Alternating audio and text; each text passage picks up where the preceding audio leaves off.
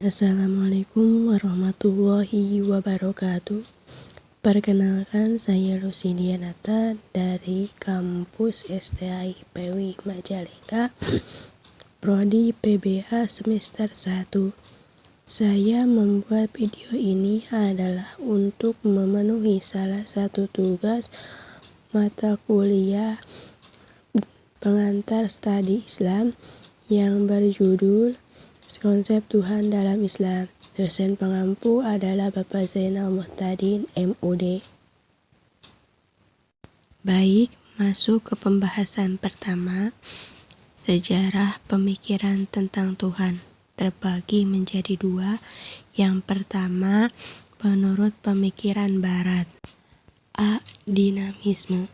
Dinamisme adalah suatu kepercayaan orang pada zaman dahulu pada benda-benda tersebut dianggap memiliki kekuatan, dan mereka pun menyembah kepada benda-benda tersebut, misalnya batu, pohon, dan keris. B. Animisme. Animisme adalah kepercayaan terhadap roh-roh gaib yang dianggap memiliki kekuatan.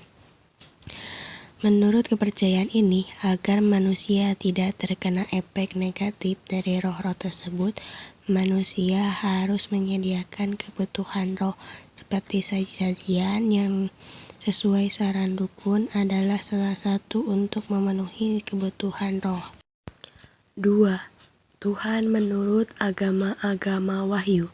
Pengkajian manusia tentang Tuhan yang hanya didasarkan atas pengamatan dan pengamalan serta pemikiran manusia tidak akan pernah benar, sebab Tuhan merupakan sesuatu yang gaib, sehingga informasi tentang Tuhan yang hanya berasal dari manusia, biarpun dinyatakan sebagai hasil renungan maupun pemikiran rasional, artinya kurang tepat atau bisa jadi tidak akan pernah benar.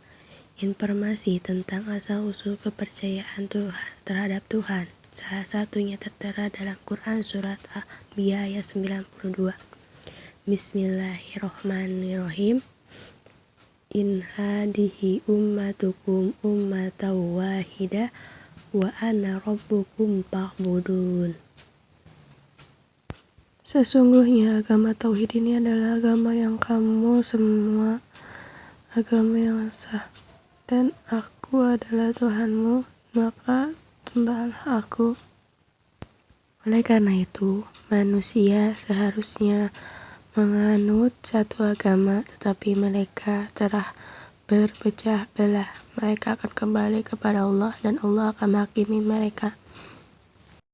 Ayat tersebut di atas memberi petunjuk kepada manusia bahwa sebenarnya tidak ada perbedaan konsep tentang ajaran ketuhanan sejak zaman Nabi dahulu hingga zaman sekarang. Jika terjadi perbedaan ajaran tentang ketuhanan di antara agama-agama adalah karena perbuatan manusia. Ajaran yang tidak sama dengan konsep ajaran aslinya merupakan manipulasi dan kebohongan manusia yang teramat besar. Keesaan Tuhan adalah mutlak, ia tidak dapat didampingi atau disejajarkan dengan yang lain. Sebagai umat Islam yang mengikrarkan kalimat syahadat la ilaha illallah, harus menempatkan Allah sebagai prioritas utama atau keutamaan umat dalam setiap tindakan dan ucapannya. Konsepsi kalimat la ilaha illallah yang bersumber dari Al-Quran memberi petunjuk bahwa manusia mempunyai kecenderungan untuk mencari Tuhan yang lain selain Allah, dan hal itu akan kelihatan dalam sikap dan praktik menjalani kehidupan. Materi selanjutnya yaitu tentang Tuhan menurut ajaran Islam. Pemikiran tentang Tuhan yang melahirkan ilmu tauhid, ilmu kalam, atau ilmu usuluddin di kalangan umat Islam timbul sejak wafatnya Nabi Muhammad. Secara garis besar, ada aliran yang bersifat liberal, tradisional dan ada pula yang bersifat di antara keduanya. Sebab timbulnya aliran tersebut adalah karena adanya perbedaan metodologi dalam memahami Al-Quran dan hadis. Pada masa Nabi Muhammad, umat Islam adalah umat satu akidah, karena jika ada perbedaan langsung ditampakkan kepada beliau dan diatasi dengan wahyu. Pada masa Khulafaur Rasyidin, mulailah ada perselisihan.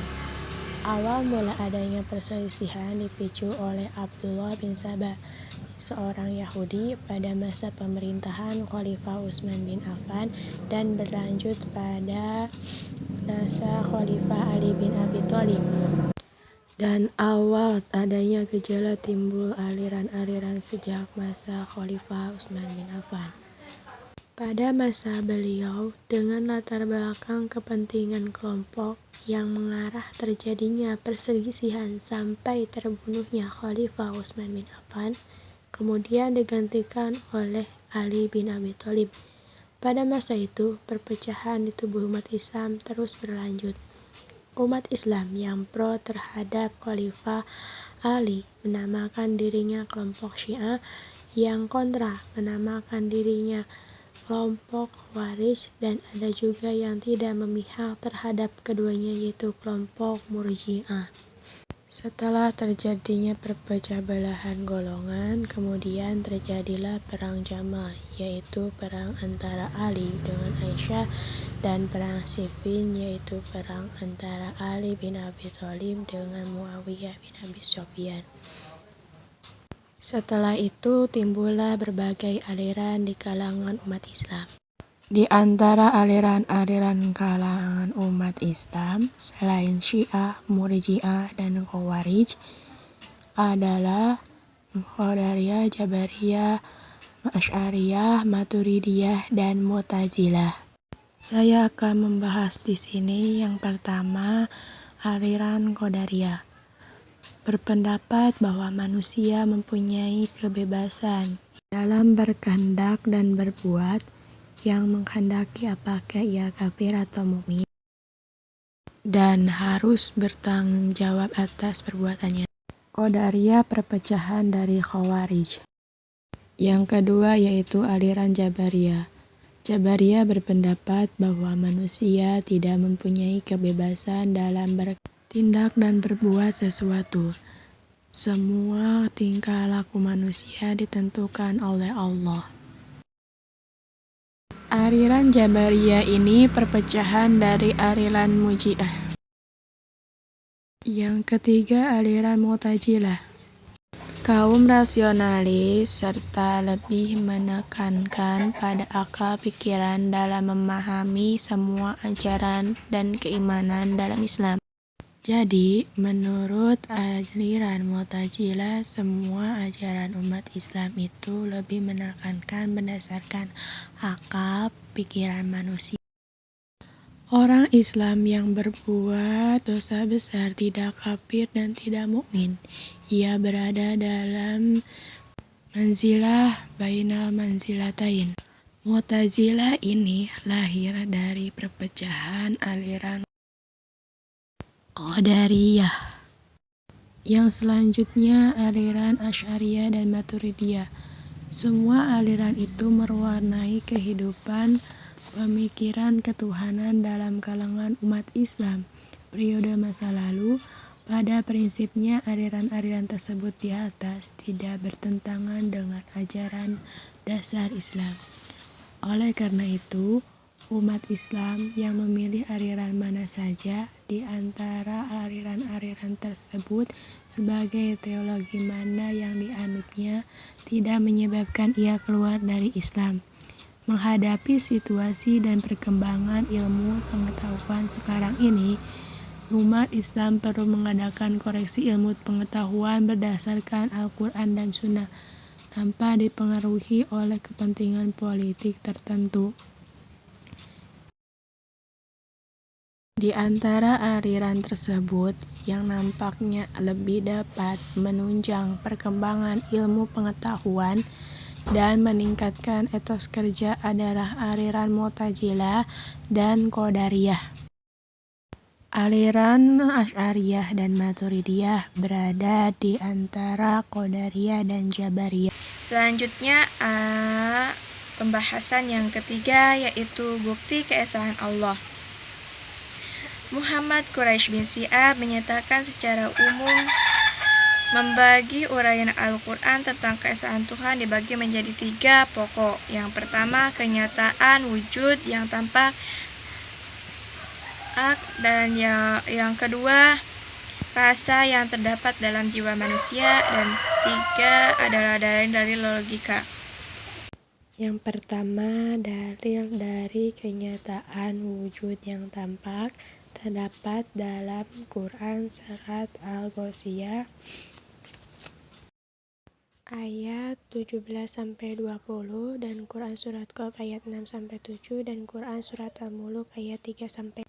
Yang kedua, rasa yang terdapat dalam jiwa manusia yang terdapat dalam Quran Surat Al-An'am ayat 40-41 dan Quran Surat Yunus ayat 22. Yang menyatakan Al-Quran menggambarkan hati manusia, karena itu sungguh tepat pandangan, sementara filsuf yang menyatakan bahwa manusia dapat dipastikan akan terus mengenal dari hubungan dengan Tuhan sampai akhir zaman. Walaupun pengetahuan membuktikan lawan dari hal tersebut. Yang ketiga, dalil-dalil logika. Menurut Quraisy Syihab menyatakan bertebaran ayat-ayat yang menguraikan dalil-dalil akliyah tentang keesaan Tuhan, misalnya dalam Quran Surat Al-An'am ayat 101 dan Quran Surat Al-Anbiya ayat 22 dan Quran Surat An-Naml ayat 17-19. Bukti-bukti kekuasaan dan keesaan dikeluarkan melalui dalil-dalil tentang kekuasaan dan keesaan yang mengandung berbagai argumen dan bukti eksistensi Al-Khaliq, Al-Mudabbir, Al-Hakim. Diawali dengan menyebutkan langit dan bumi dan lalu pergantian siang dan malam, kapal besar yang mengarungi gelombang lautan, awan dan mendung yang menurunkan hujan sebagai rahmat bagi hamba-hambanya, dan diakhiri dengan perintah tafakur dan tadabbur mengenai keindahan ciptaan Allah. Mohon maaf apabila ada keliruan atau ada penjelasan yang tidak paham. Semoga bermanfaat untuk semuanya. Sekian. Wassalamualaikum warahmatullahi wabarakatuh.